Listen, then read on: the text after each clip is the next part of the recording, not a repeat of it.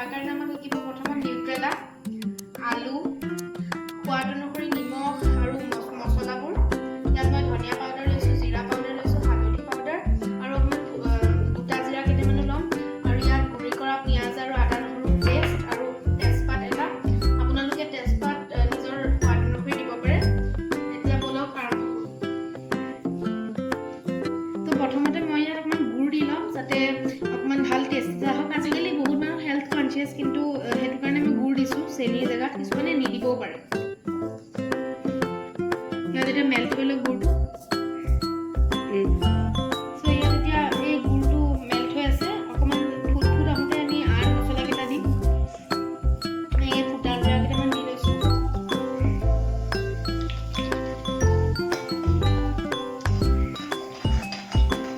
আদা ৰচুন আৰু পিঁয়াজৰ পেষ্টটো দিছোঁ। লং আদা পেষ্ট আৰু পিঁয়াজৰ পেষ্টটো দিলোঁ।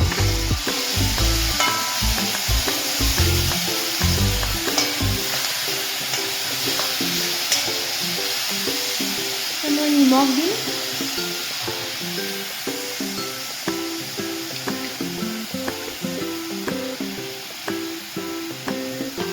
মই হালধি অকণমান দিম।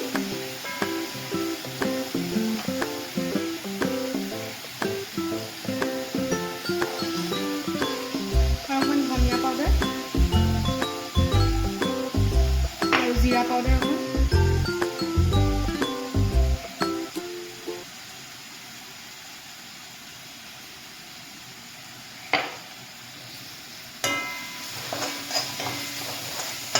ভালদৰে অকণমান ৰেড হ'বলৈ দিওঁ। এতিয়া মই ইয়াত আলু দিলোঁ আৰু নিউট্ৰেলাকেইটা দি দিম। ইয়াত ভালদৰে মিক্স কৰি ল'ব লাগে।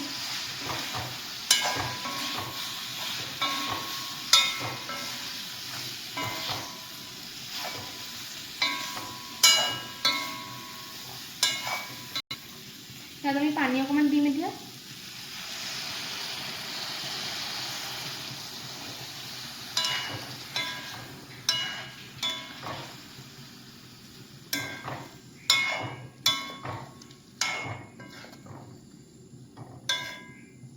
ইয়াত আপোনালোকে ইয়াক অকণমান দেৰি উতলিবলৈ দিয়ক।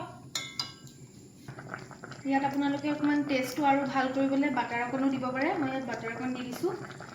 তাৰ লগতে মই অকণমান কাচুৰি মেথি গৰম কৰি লৈছোঁ টেৱাখনত। আপোনালোকে অকণমান গুড়ি কৰি পেলাই দি দিব পাৰে যাতে গোন্ধটো ভাল আহক আৰু গাৰ্নিচিঙৰ কাৰণে।